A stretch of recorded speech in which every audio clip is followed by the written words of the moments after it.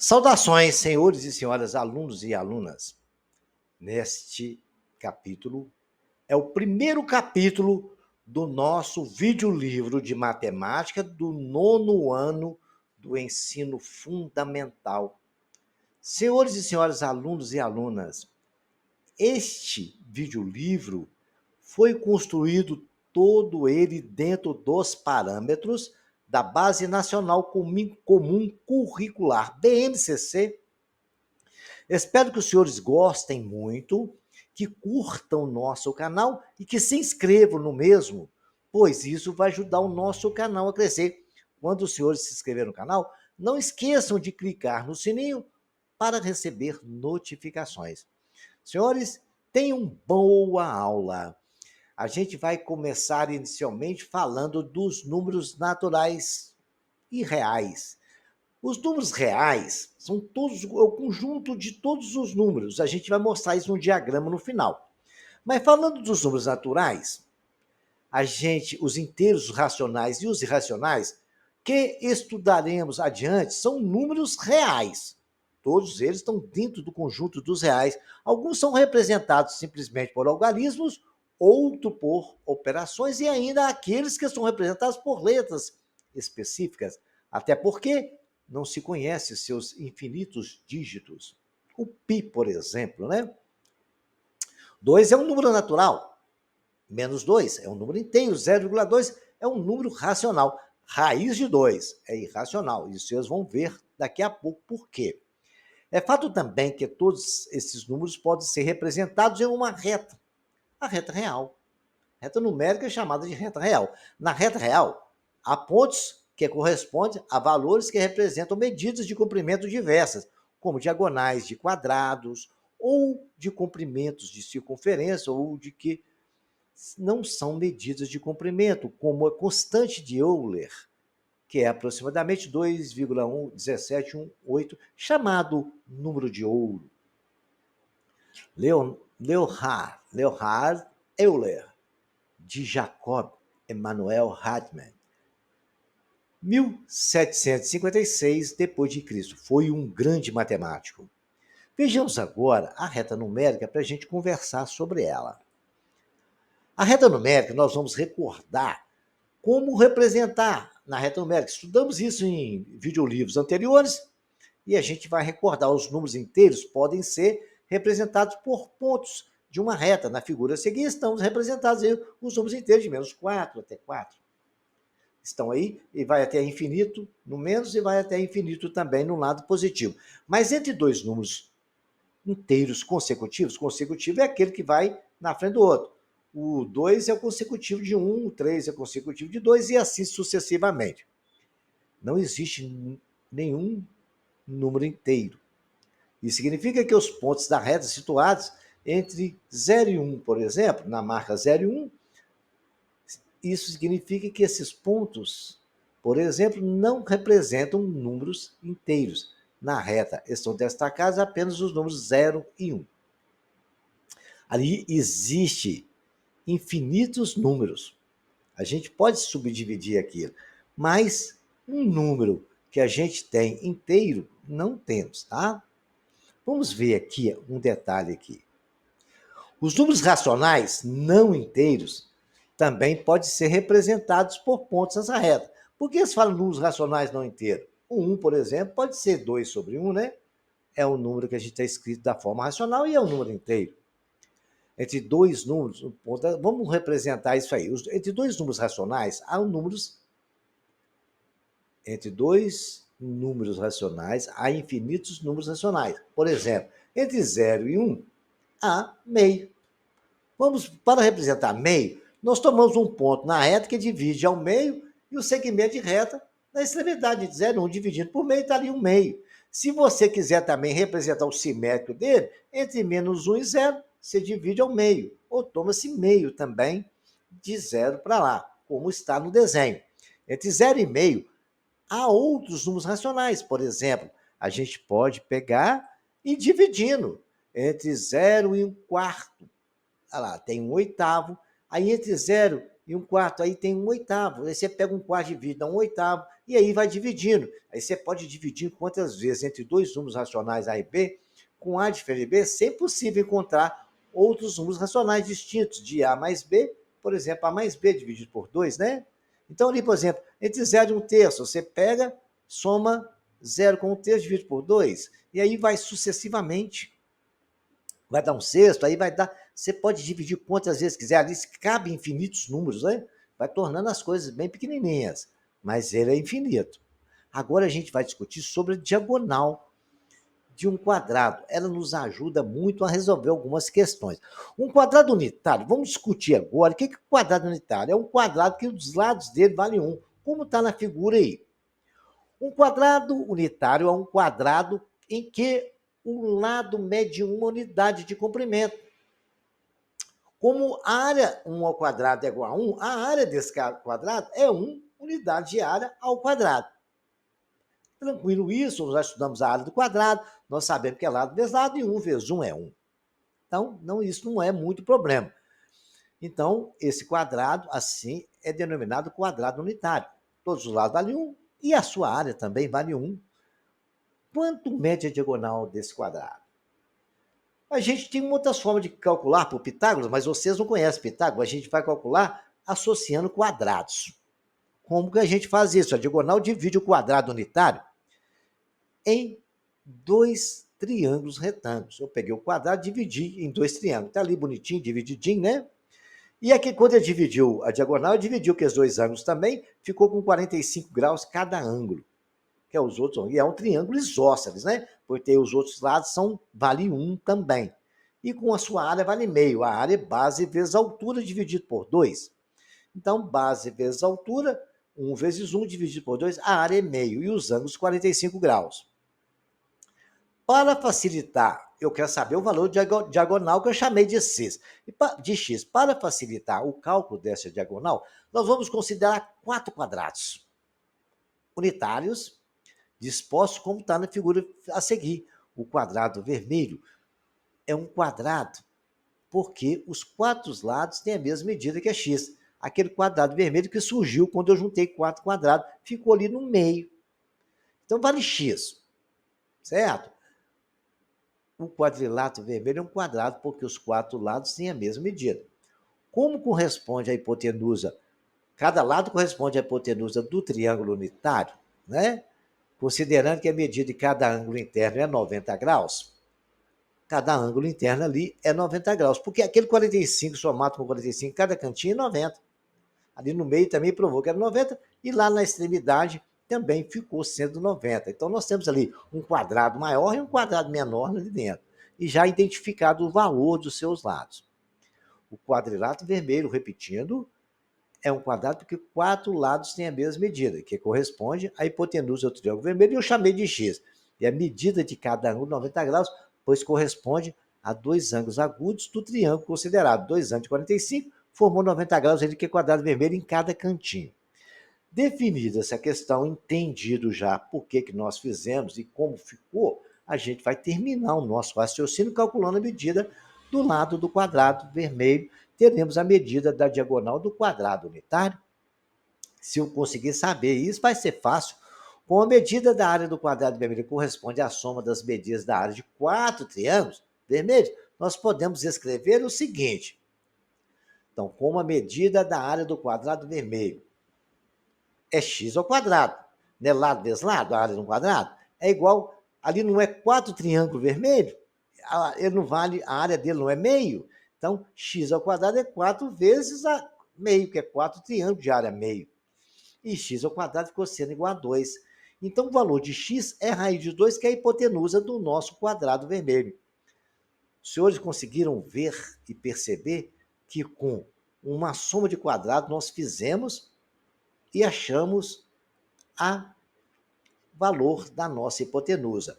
É um raciocínio que os senhores não podem esquecer, porque auxilia muito em resolução de exercício. A diagonal do quadrado unitário vale raiz de 2. Note que podemos representar um número raiz de 2 na reta numérica, considerando um dos vértices da origem da reta numérica.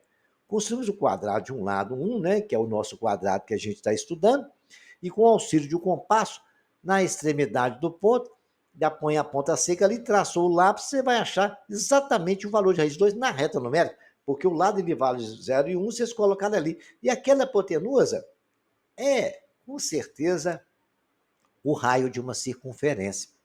Ok, senhores? Ele vale raiz de 2, tá? Aí racionamos o quadrado unitário, obtendo o ponto P na reta numérica conforme a figura. O ponto P corresponde à raiz de 2 na reta numérica.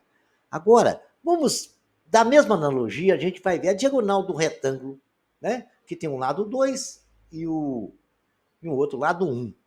Nós vamos passar uma diagonal e vou dividir esse retângulo em 2 triângulos. Ficou um verde e um azul. É claro que quando dividimos ali, no retângulo, eu não divide um ângulo ao meio. Aí tivemos um ângulo alfa e um beta. Observando que alfa mais beta vale 90, porque o ângulo ali, por ser um retângulo, é 90 graus. Muito bem. Então, instalei a diagonal, divide o retângulo em 2 triângulos, retângulos congruentes, cada um com a medida de área igual a 1. Por que área igual a 1? A área do retângulo, do triângulo, é base vezes altura dividido por 2. Né? A base é 2 vezes a altura, que é 1, dividido por 2, 1.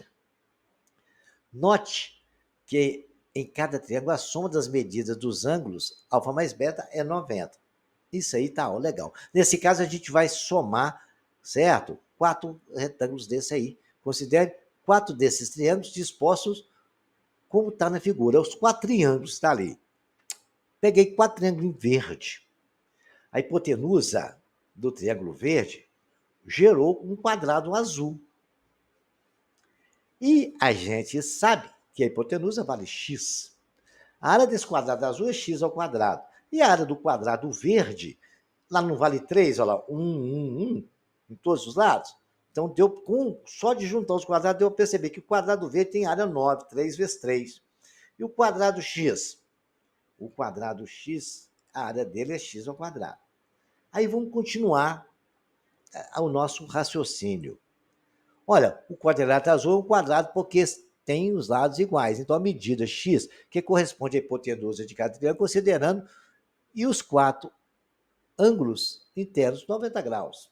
Né? Então, aí não tem dúvida. Isso aí já sabe que é um quadrado mesmo. Note que a cada vértice do quadrilátero azul podemos calcular a medida de gama do ângulo interno. Como o alfa mais gama mais beta é 180, alfa mais beta é 90, podemos concluir que gama vale 90. Então, sabe-se ali que é 90 graus e não tem problema. Subtraindo a medida da área dos 4 triângulos verdes. A área dos 4 triângulos verdes. Né? Com a medida da área, que tem a medida de água A1, né? Os 4 triângulos verdes, a área dele não é 1, nós vimos isso no slide anterior. A área dos 4 triângulos, que vale 1, daquele triângulo grande de área 3, nós vamos ter uma área do azul, subtraindo a medida da área dos 4 triângulos, com a medida da área igual a 1, a medida da área do quadrado, com um lado que mede 3. Obtemos a medida da área do quadrado azul. A área do quadrado azul, né, x vezes x, ficou x ao quadrado. É igual a 3 ao quadrado, que é a área do quadrado grande, de vale 3, menos a 4 vezes a área de 4 triângulos. Vai dar 4 vezes 1, que é igual a 5. Então, se x2 é igual a 5, x é igual a raiz de 5. Então, foi simples assim. Nós pegamos a área dos 4 triângulos. Pegamos a área do quadrado grande, que de cada lado vale 3. Vimos isso. Já está provado. 3 vezes 3, 9. Subtraindo a área dos 4 triângulos. Cada triângulo tem área 1. 4 vezes 1, 4. 9 menos 4 deu 5, então é raiz de 5. Da mesma forma, a gente pode marcar na reta numérica essa área. Como a medida do lado do quadrado azul é igual à medida da hipotenusa do triângulo retângulo verde, a diagonal do retângulo, cujas medidas de dimensão 2 e 1, mede raiz de 5. Já vimos isso e calculamos isso. É só colocar ali na reta numérica, coloca o compasso ali no ponto, traça ali, você vai já cair em cima na reta numérica, no ponto 1 sobre raiz de 5. O ponto que fica, daquele ponto está marcado não é 1 sobre raiz de 5, não. É o ponto, porque raiz de 5, raiz de 4 é 2, raiz de 5 é um pouco mais do que 2. Então, marcou ali o pontinho, tá ok, senhores? Não confundam as coisas, tá? Agora tem exercício aqui para os senhores lerem e tentar identificar e dar respostas aqui nessas questões. É um desafio que eu deixei para os senhores, certo? Então, os senhores vão fazer esse desafio, são 4 exercícios, do qual os senhores podem tentar resolver. Caso os senhores tenham dificuldade, deixe nos comentários que eu auxilio os senhores, ou peça ao seu professor para tirar dúvidas sobre essas questões, ok? Agora a gente vai falar dos números irracionais. Nós já começamos a falar dele, raiz de 2, raiz de 5. Vamos falar deles agora com mais clareza. Esquecer. Muito bem. Os pontos P e Q, R, são das figuras anteriores que nós vimos como marcados os números raiz 2, 5, raiz de 3, respectivamente. Será que raiz de 2 é um número racional? Sabemos que todo número racional pode ser escrito da forma P sobre Q, como P e Q inteiros primos entre si. Sempre com Q diferente de zero, porque se Q for zero, não existe, porque não existe denominador com valor zero. Já na antiguidade, há mais de 2000 anos, se provou que isso não é possível. Assim, o ponto P não está representado um número racional.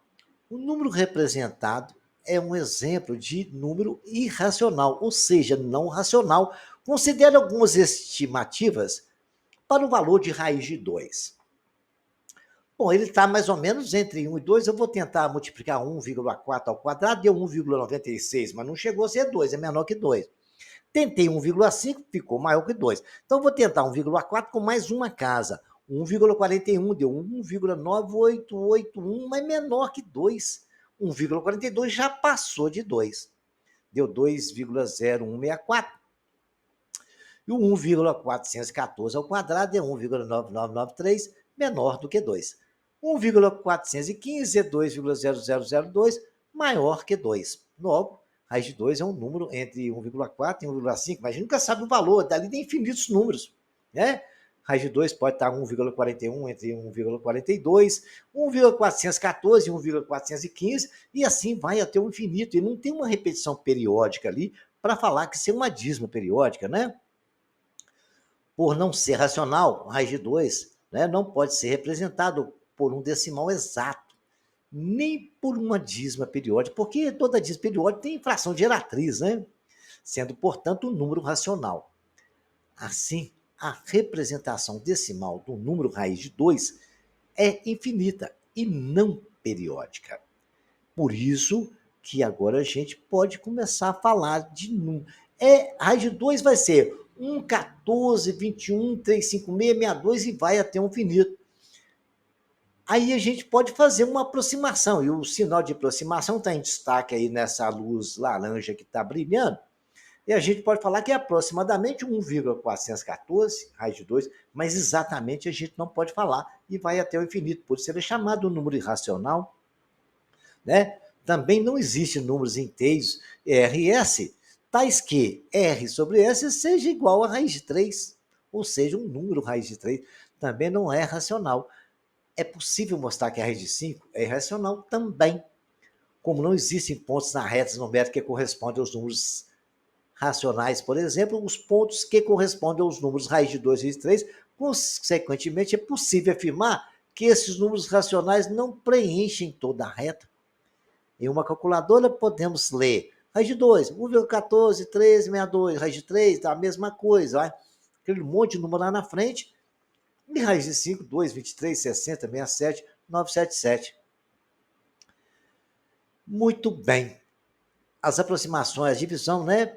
De aproximações de raiz de 2, raiz de 3, raiz de 5, com 9 casas decimais. Eles têm infinitas casas decimais e não periódicas nessa representação aí. E o que a gente pode dizer agora? É comum usarmos o sinal de aproximadamente, né? Usamos aproximações com 1 e 4 casas, depende da sua necessidade. Raiz de 2, 1,4, ou 1,41, ou 1,414, ou 1,4142, e assim vai até o infinito. Raiz de 3, acontece a mesma coisa, 173, 1732, 17321. O π é um número irracional.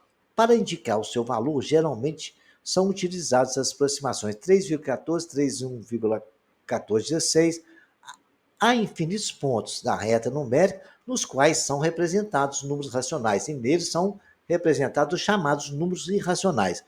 Número irracional é todo aquele número representado em pontos da reta numérica que não correspondem aos números racionais. A representação decimal de um número racional é infinita e não periódica. Definido isso, esclarecido essa situação, considere os exemplos de números racionais e a localização aproximada na reta, aproximada. Em cada exemplo, supomos que um padrão da parte decimal se repita indefinitivamente, e essa suposição será feita aqui, daqui em diante, nos exemplos e nas atividades. Ali o número, o ponto A, 1,00, o ponto A está entre 0 e 1, que é um pouco mais do que 0, menor que 1. O ponto B, ele já está um pouquinho acima de 1, né? Pi é 3, não sei o que, 14, vai lá, então um pouquinho mais para frente, o ponto D também está quase ali próximo de 4, né? Antes de 4 um pouquinho e acima de 3. A gente marca isso, uma aproximação na reta, porque aquilo vai em infinitos pontos. Todos os números representados na reta numérica são denominados números reais, está dentro de conjuntos reais. Mas cada ponto da reta corresponde a um número real, e todo número real corresponde a um ponto da reta. Isso é óbvio. Dessa maneira, são números reais, todos os números racionais e todos os números irracionais. Resumindo, o número real é todo aquele racional ou irracional. Agora, diante de tudo que nós já discutimos, eu deixei para os senhores alguns exercícios do qual os senhores poderão fazer, e qualquer dúvida que os senhores tiverem que não conseguirem resolver, deixem para mim nos comentários e eu dou uma esclarecida para os senhores e tento ajudar. Se não, peço ao professor dos senhores para tirar alguma dúvida, mas eu espero que os senhores tentem fazer, porque a gente aprende só tentando fazer exercício e fazendo. Porque agora nós vamos falar da representação dos conjuntos numéricos. Os números podem ser organizados em conjuntos. Há uma simbologia convencionada para representar os principais conjuntos formados pelos números que estudamos até agora. Vou relembrar os senhores e acompanhe a seguir como cada conjunto pode ser representado. Lembra dos conjuntos naturais? 0, 1, 2, 3, vai até o infinito. Conjunto de números inteiros. Tem os naturais que pertencem a eles e vem os números negativos que vai ser menos 1, menos 2, menos 3, menos 4, é representado por Z e vai até o infinito também. Vamos relembrar também o conjunto dos racionais, que são aqueles que podem ser escritos da forma de fração. Lembrando vocês que um número natural pode ser um racional, e também um número inteiro também pode ser um racional. Por exemplo, 2 eu posso escrever de 2 sobre 1, né? 1 eu posso escrever de 4 sobre 4, 3 sobre 3. Então, é uma forma, está tudo pertencendo. A gente vai conferir isso daqui a pouco. É representado pela letra Q e a inicial da palavra quociente, e foi escolhida para representar os números racional, provavelmente porque todo racional é o quociente de uma divisão de dois números inteiros. De origem latina, a palavra quociente vem do quotins, que significa quantas vezes. Conjunto dos números reais é o representado pela letra R, e ele, x, é racional ou irracional. Pertence, x, tal que. Aquele significa, ali, até vou lá, aquele skin significa tal que, tá? O que é m sobre n, tal que m e n são inteiros em n diferente de zero. Isso são especificações, nós estudamos nos videolivros anteriores. Para encerrar essa discussão, vamos colocar um diagrama, né? Um diagrama onde todo número natural é inteiro, há números inteiros que não são naturais. Por exemplo, menos 1, menos 2 e menos 3 não é natural, mas é um número inteiro.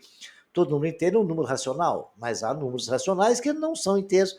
Meio, 7 terços, menos 3 décimos. Então aí o diagrama mostra, nós temos o conjunto do real, que é o verdinho ali, limão. Né? Dentro dele tem um verde mais escuro, que é o irracional, que também pertence aos reais. O racional já não pertence aos racionais, está ali fora.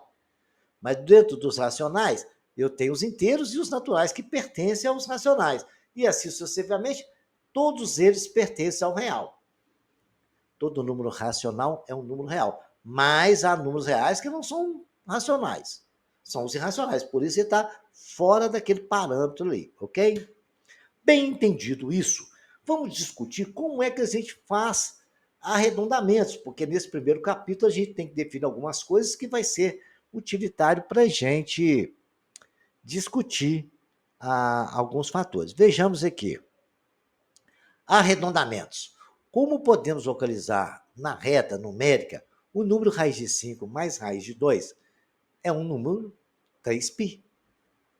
E o número 3π, né? Raiz de 5 mais raiz de 2 e o número 3π.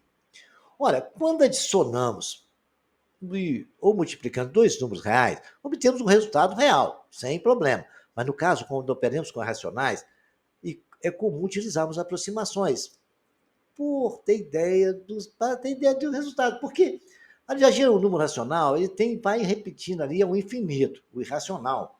Nós chamamos pi com alguma coisa, pi vai até o infinito, aquela raiz de 2 também vai, a raiz de 5, que são números racionais. Então a gente faz uma aproximação e soma-se essa aproximação, ou multiplica. Como se adiciona números racionais, a gente vai ver agora. O pessoal está perguntando ali, estudando, a menininha está até de pijama, e a gente vai ver isso agora. Quando consideramos o valor aproximado, dizemos que arredondamos o número. Quando fazemos a aproximação por determinação do número de casas decimais, desprezamos as demais, tomando os seguintes cuidados. Se o primeiro algarismo a ser desprezado for menor que 5, os que permanecerem não sofrerão alteração. Se o primeiro algarismo que for ser desprezado for igual ou maior que 5, a gente soma 1 no anterior. Ok? Aí vai acontecer e elimina-se o resto. O primeiro caso de valor de aproximação por falta de ou menor que o valor exato, já o segundo valor é por excesso, maior do que o valor exato. Então a gente vai dar um exemplo para os senhores aqui. Sendo A igual a 2,46101 e B igual a lá 13579, 111, 315, note que os valores aproximados de A e B, vamos lá, com 5 casas. Vamos lá, na quinta casa do primeiro número. É 1, 2, 3, 4, 5. É 1, está depois do zero, certo? 1, 2, 3, 4, 5 é o zero, né? Depois dele é 1. Então, ele não é maior que 5, nem igual, continua do jeito que está. Na quarta casa, também, ele continua. Na quarta casa é o 4681. Aí o zero foi descartado porque ele é menor que 5. Ou não é nem igual, né? Com 3 casas, eu tenho lá 3 casas, é 2,468, porque o 1, ele é menor que 5, nem é igual. Aí, quando chegou lá, eu vou na terceira casa, né? Na segunda casa, eu vou eliminar o 8. Mas o 8 é maior do que 5, então eu vou no 6 e somo 1. Aí ficou por lá. E se eu quiser rodando ao 4? O 7 é maior que 5, né? E ele ficou 2,5 por excesso. Então é o seguinte, é maior ou igual a 5, soma 1. É menor, continua do jeito que está. Não tem muito segredo, né? Acho que ficou bem explicado para os senhores. A mesma coisa com letra B, né? Eu quis lá na quinta casa, no 91 é menor que 5, ficou lá. Aí foi. E aconteceu a mesma coisa até que cheguei no 1,4, porque no 1,3, meia, o 3 é acima de 5, né? Aí eu somo 1 no 3 e aí ficou algo outro. Como a gente soma da mesma forma que vocês aprenderam nas nossas aulas nos livros-vídeos anteriores.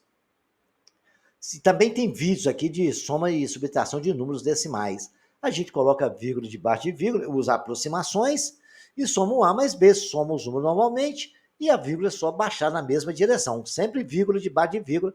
8199787 dá 15, mais 1, 16, né? Porque 9, 1, 10 foi 1 para lá.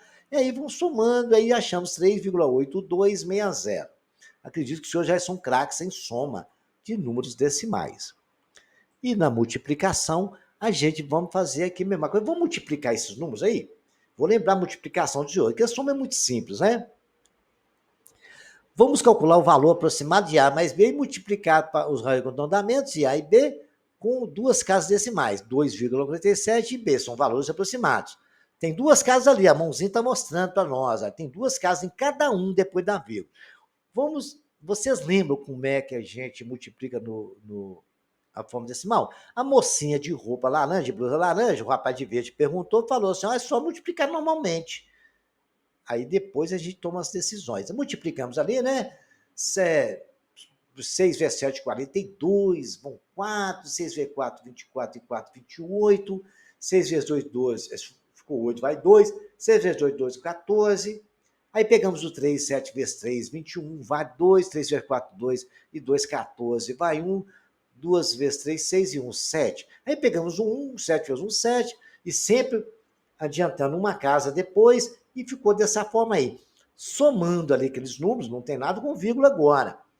Aí o que acontece? Dá 2, 9, 8 e 7, 15, vai 1, 2, 9, 4, 13, vai 1, 2 e 1, 3. 3, 3, 5, 9, 2. Agora, como é que eu coloco a vírgula? Sempre da direita para a esquerda. Quantas casas lá nos dois números nós temos depois da vírgula? Olha lá, no 2,47, duas casas. No 1,36, duas casas. Duas com duas são 4. E a setinha está mostrando ali, ó, 4 casas contando da direita para a esquerda. Então, do 2 dá, atrás do 2 dá uma, atrás do 9, 2, atrás do 5, 3, atrás do 3, 4, ficou 3,3592, que é o resultado da nossa multiplicação. E também é uma resposta aproximada, ok, senhores? Agora, senhores, os senhores vão divertir com exercícios sobre todos esses assuntos. Usa a calculadora, pode usar para vocês ir treinando. Determina a fração geratriz. Vai lá na nossa aula de dízima periódica, né?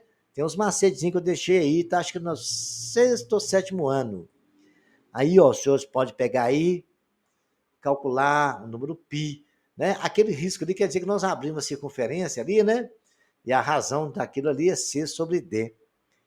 Aqui nós temos aí dois exercícios 5 e 6, porque agora a gente vai discutir potência de expoente inteiro. A potência de um expoente inteiro, a gente está só relembrando os senhores, porque os senhores já estudaram isso no 7º ano e no 8º ano do videolivro que eu tenho publicado aqui.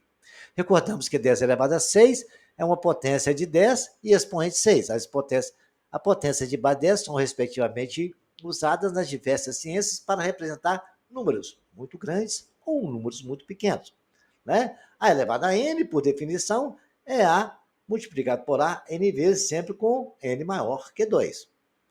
Ali temos 10 ao quadrado, é 10 vezes 10, que é 100. Olha lá, se ali é 2, é 1 com 2 zero. Se é 3, é 1 com 3 zero. Se é 10 ao quarto, é 10 com 4 zeros. Acompanhe agora a sequência da direita para a esquerda. Olha, se eu for voltar, né, 10 elevado à quinta, quantos zeros tem? 0, 10 à quarta, tem quantos zeros? Então é 10 à quarta, é 10 elevado à quarta. Tem quantos zeros ali? São 3 zeros lá no 10 à terceira. Quantos zeros? 10 à segunda. Vocês lembram sempre disso, não vou esquecer nada. Tanto para voltar como para ir, né? É sempre 10 ao quadrado, é 1 com 2 zeros. A potência dá o zero. E quando você tem os zeros, é 10, a potência vai ser o número de zeros. Tanto para ir como para voltar, essa é a norma. Olha, sempre para A, quando você está voltando da direita para a esquerda, certo? Você está dividindo por 10. Aí você tem que somar 1 na potência. Quando você está indo voltando, vocês vão diminuindo. Olha lá. Vamos lá no 1. É 10 elevado a 0, não é 1? E o 10? 10 elevado a 1. Certo? E o 10 a segunda? É 10 elevado a 2. Vai só somando 1. De cada casa, você soma 1 na potência, porque você está multiplicando por 10. E quando você está voltando, tá 10 mil, 100 mil, que é 10 a quinta, se vocês quiserem dividir por 10, vai dar 10 mil, aí é 10 a quarta. Voltando, você está dividindo. Da direita para a esquerda, você está dividindo. Da esquerda para a direita, sempre multiplicando. É o que acontece aqui no nosso caso, quando a gente está aqui, 0,01, certo? É 10 a menos 3. Vamos lá no 10 a 0. Quando você está indo para a esquerda, você não está diminuindo? 0 menos 1 fica 10 a menos 1. De menos 1 para menos 2, você não está dividindo por 10? Então você vai subtrair mais 1, vai ficar menos 1, menos 2. De menos 2 para 10 a menos 3, é a mesma coisa subtrair. Quando eu fui de 10 para 100, 10 a 1, somei 1, dá 2. Ficou 10 a segunda. Quando for para a esquerda, você soma. Quando você está indo para a direita, você está somando. quando você está voltando para a esquerda, você está subtraindo. 10 é menos 1 é igual. Né? Lembra de potência negativa? É 1 sobre 10 elevado a 1, né? Que é igual a 0,1, que é 1 sobre 10, que é 1 sobre 10 elevado a 1. A mesma coisa, menos 2 acontece, com menos 3 é a mesma coisa. Aquela potência negativa é 1 sobre o mesmo número com a potência positiva, que são propriedades que a gente já estudou, mas vou relembrar todas para os senhores. Produto de potência de mesma base, conserva a base sombras expoente, né? Se eu tenho dois números elevados à mesma potência, eu posso multiplicar eles e a potência ficar por fora no parêntese.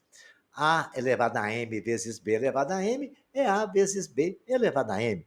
E quando eu tenho o mesmo número elevado a uma potência e o outro elevado a potência, é chamada potência de potência, né? É uma potência elevada de um dado expoente igual à potência que se obtém conservando a base e multiplicando os expoentes, m vezes m.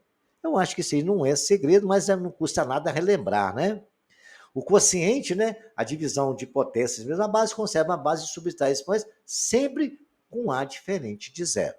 O quociente das potências de mesmo expoente, nós podemos dizer que ele pode ser junto ou separado. Você pode precisar de fazer o contrário, né? A elevado a m dividido por A elevado a m, eu posso escrever elevado a m, eu posso escrever que é A sobre B de elevado a m. Então eu tenho uma fração, todos os dois estão elevados à mesma potência, eu posso colocar a mesma fração e elevar a potência separada, junto ou separado. Então, tem exercício aqui que os senhores vão poder aplicar todos esses conhecimentos que a gente colocou aqui para os senhores, ok? Então, são exercícios muito legais. E agora a gente vai fazer mais uma relembrança, né? Uma breve introdução. Aí, nesse momento, vocês vão notação científica, né? Multiplica por 10, 3 vezes 10. Isso aí tem na aula do 8º ano. Isso aí eu estou só relembrando como é que faz. Se os senhores tiverem dúvida, peço ao professor de senhores para esclarecer, mas a explicação é muito clara, né? 3 em 1000 é 3 vezes 10 elevado à terceira. Ela é 3 vezes 1000. 1000 não é 10 à terceira? Olha lá, 520 mil é 5,2 que multiplica 100 mil. Não posso escrever assim? Que a gente aprendeu que a gente tem que escrever sempre uma ou no máximo duas casas decimais, notação científica, né? É 5 vezes 10, 100 mil não é 10 à quinta? Então 5,2 vezes 10 à quinta. Ainda posso escrever que o 0,05 eu tenho que escrever com uma casa. Então, para me escrever com uma casa, ele vai ter que multiplicar por 1, 2, 3, 4 casas que tem a dar vírgula, não é? Então, eu posso dizer que é 5 vezes 10 elevado a menos 4, porque 0,001 é 10 elevado a menos 4. O mesmo aconteceu com 0,0047, que é 4,7, que eu escrevi com duas casas decimal, e pode estar escrito lá por 0,00001, que é 4,7. Ok, senhores? Duas casas decimais com uma vírgula, né? Não pode ser 50. Se for 47, não pode. A notação científica é só assim, pode ter uma casa depois da vírgula, no máximo. E o 3, ou então uma casa só, como for o caso do 3. Diante de todas essas recordações, mais exercícios de notação científica para os senhores divertir e relembrar disso aí. Essa aula de notação científica nós temos no nosso videolivro do 7º ano, mas de qualquer forma, se tiverem dúvida, deixem nas notificações que eu responderei para os senhores. Se não tiver oportunidade para tal, peça ao seu professor para tirar dúvida. Espero que tenha gostado, aprendido muito com esse videolivro e até o próximo capítulo.